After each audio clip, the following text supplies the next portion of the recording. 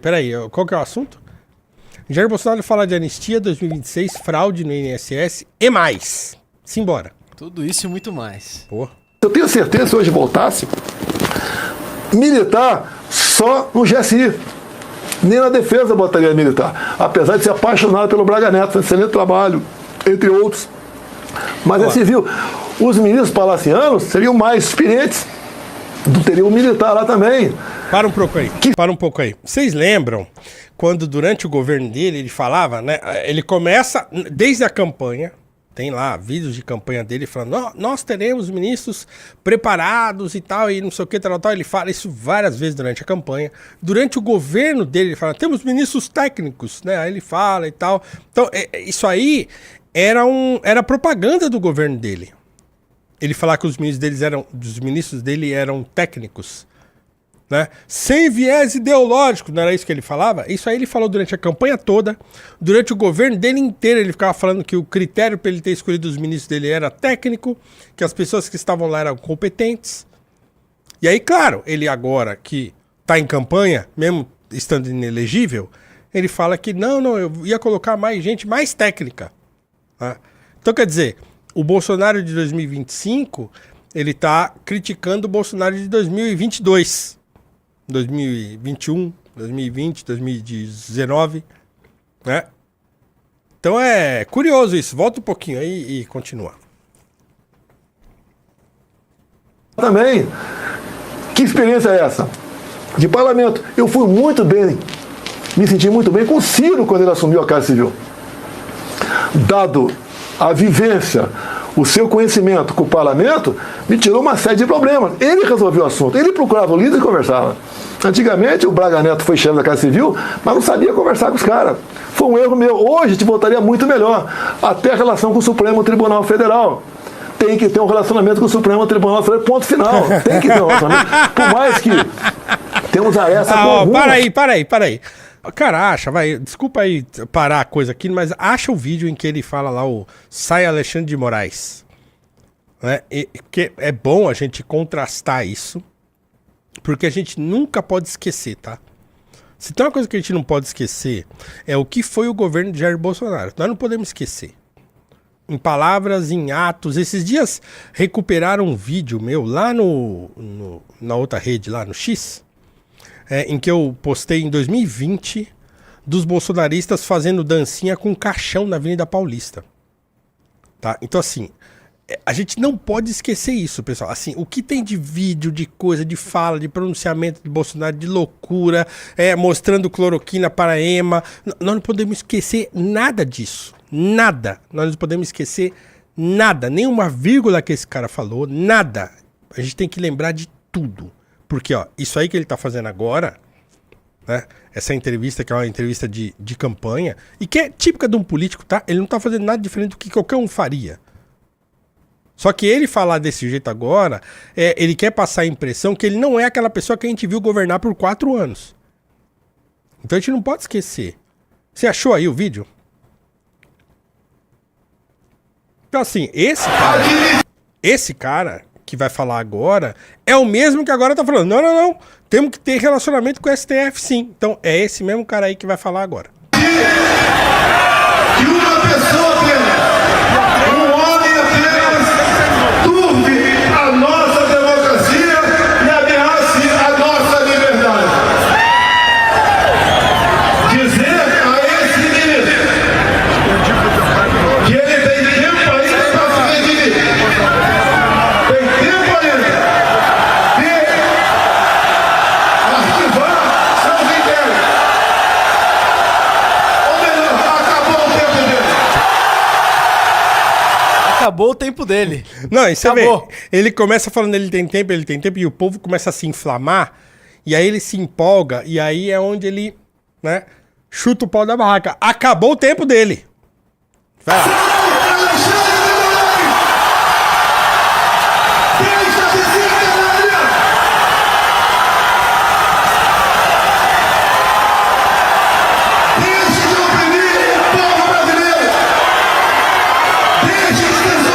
Olha a cara dos vassalos ali do lado. Malafaia tá ali, ó.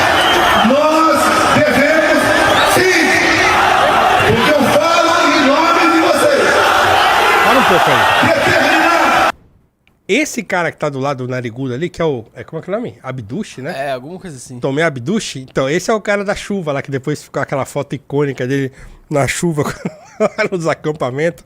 Então, esse Bolsonaro aí é o mesmo que agora tá com aquele papo que tá nessa entrevista aí. Podemos voltar pra entrevista agora. Obrigado, viu, Guilherme, por recuperar tão rapidamente o vídeo. Mas, esse cara aí, volta um pouquinho, ele emagreceu, né? Esse negócio esse problema que ele teve aí, ele tava bem inchadão agora, atualmente, mas ele emagreceu. O líder conversava. Antigamente o Braga Neto foi chefe da Casa Civil, mas não sabia conversar com os caras. Foi um erro meu. Hoje te votaria muito melhor. Até a relação com o Supremo Tribunal Federal.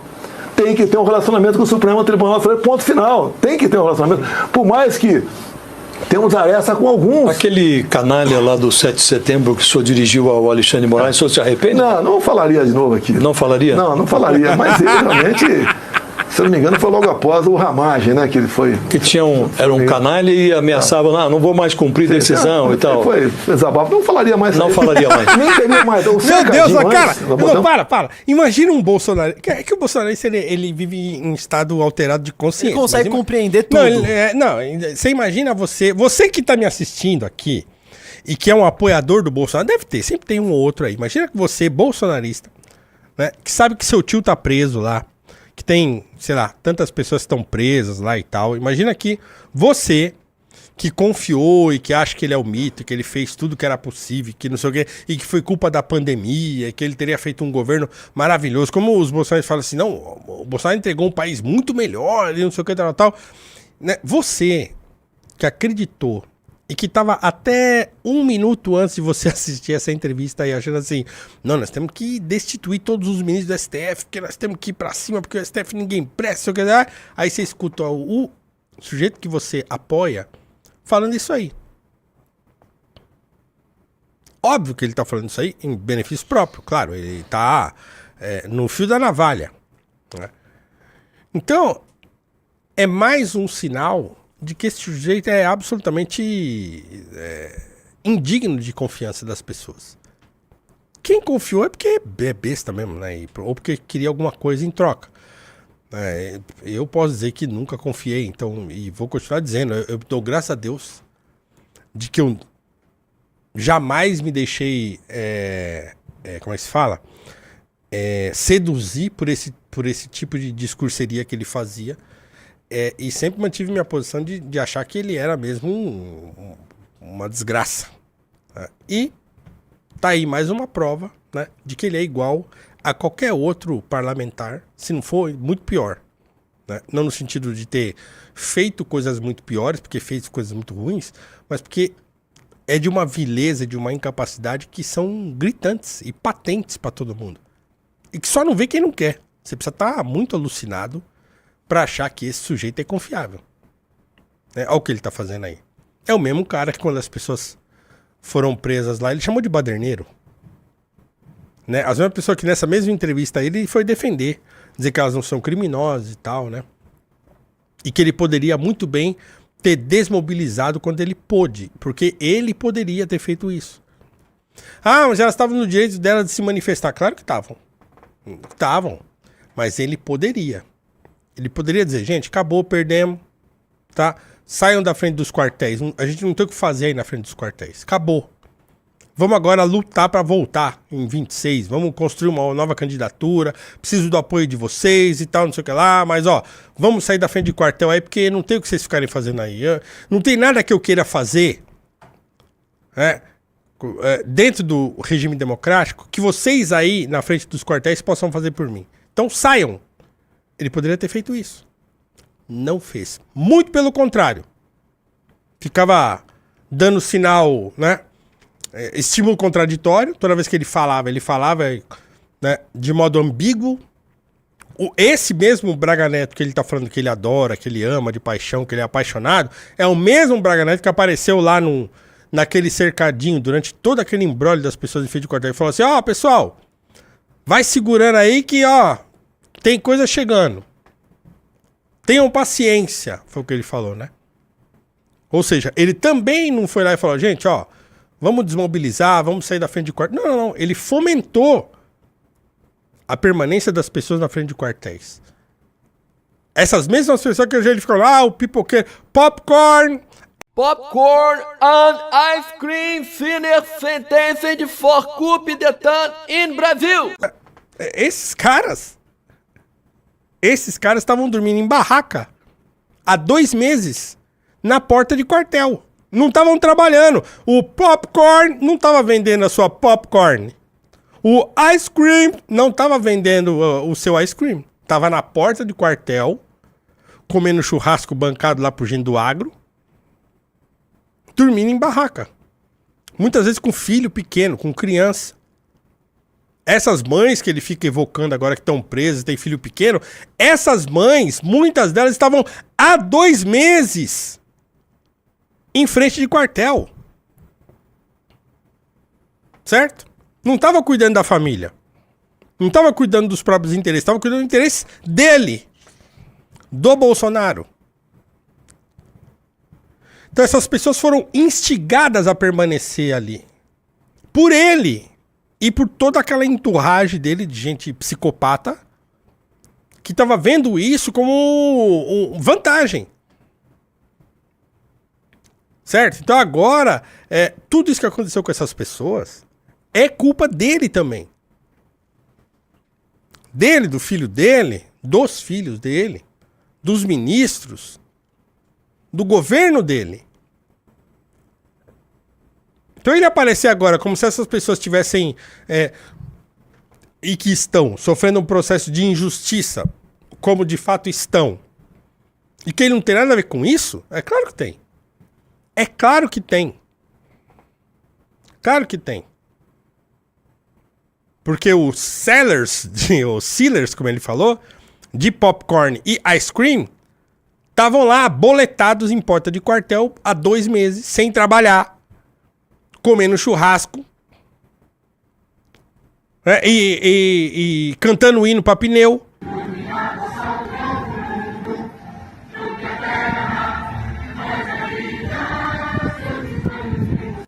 Pegando o celular pra chamar ET, sei lá que diabo que eles estavam fazendo naquele dia lá. Né? Fazendo dancinha, grudado na carroceria do caminhão. Esse pessoal tava protagonizando um show de comédia e ao mesmo tempo de horrores. De novo, vou falar de novo. Nós não podemos esquecer o que aconteceu. Eu apaguei muitos vídeos do meu celular desse período, mas tem muita coisa na internet. Muita coisa. Vejam os vídeos.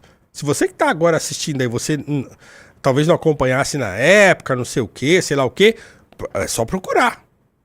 Procura os vídeos das pessoas que estavam acampadas nas portas dos quartéis. O que essas pessoas estavam fazendo. Que loucura que estava acontecendo ali. Os crentes ajoelhando, e aí, Bíblia, não sei o que, tal. Né? E eu tô falando aqui, vocês sabem, como um crente que eu sou, também sou crente. Né? A subversão da fé das pessoas por uma paixão política pecaminosa. Então assim, nós não podemos esquecer. Toda vez que a gente olhar pra cara desse sem vergonha, a gente não pode esquecer o que esse cara fez durante os 4 anos em que ele foi presidente do Brasil. E pra onde ele levou, porque foi ele que levou as pessoas. Pra onde ele levou uma parte considerável das pessoas que o apoiavam, que apostaram tudo nele, que deixaram de trabalhar, deixaram de viver suas vidas pra viver a vida dele. Camisa do Brasil, faixa do Brasil na cabeça, e não sei o que, papapá, e hino, e não sei o que lá, por causa dele. Então, que a gente não esqueça disso, que a gente não seja ingênuo. O brasileiro se esquece das coisas muito fácil. A gente não pode se esquecer disso, nem a pau. Nem a pau. Enquanto eu tiver um microfone pra falar, e que esse sujeito aparecer, eu vou lembrar todo mundo, né, quem ele de fato é. E o que ele fez de errado pelo nosso país. E fez muita coisa errada. Muita coisa errada. Foi um governante medíocre. Vocês lembram o que ele fez em 2022 para tentar se reeleger? Vocês lembram no dia da eleição o que a Polícia Federal fez, a Rodoviária Federal fez, impedindo as pessoas de votar, fazendo lá comando em estrada, impedindo as pessoas de transitar. A dinheirama que ele soltou. Eu tenho amigos que trabalham na Caixa Econômica.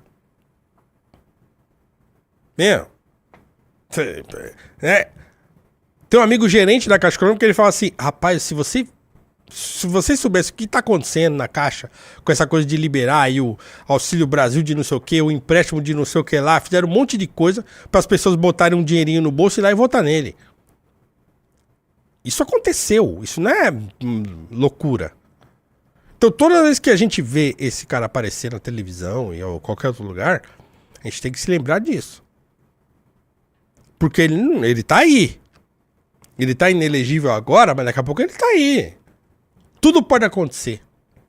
Eu não bateria o martelo de dizer que ele não terá condições de disputar a eleição em 26. Não, eu conheço o Brasil.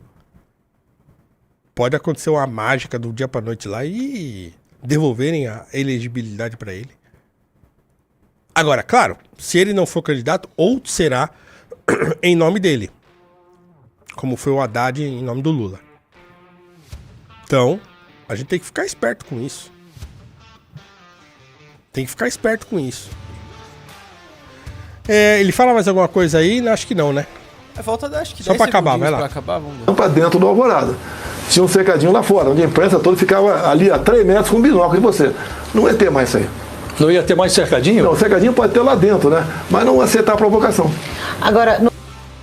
Então, quer dizer, ele tá... tudo que ele falou nesse trecho dessa entrevista aí é meio que tentando se recolocar na disputa, né? Tentando reconhecer aquilo que muita gente criticou durante o governo dele, dizendo, não vou mais fazer isso. Agora, quando ele fala que ele não mais vai fazer isso, é por quê? Porque ele reconhece que essas coisas que ele fazia eram ruins, ou porque ele vai fazer diferente porque ele quer cumprir aquilo que as pessoas acham que seria melhor. Então a gente não pode ser ingênuo, ele está em campanha aí. As respostas dele são direcionadas a um objetivo que ele tem, que é ou de se tentar se eleger de novo, ou tentar emplacar um candidato dele. E aí então ele está adotando esse discurso, né? Alguém falou ali no chat, loop do Brasil, e é um loop mesmo. É um loop, a gente vê a história se repetindo.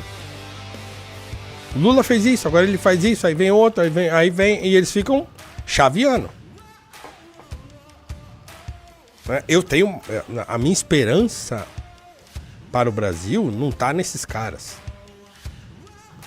Né? Porque eu sei que nós temos uma missão. Se é que vocês me entendem. É a única maneira que eu vejo da gente tentar desviar o país dessa rota de abismo atrás de abismo.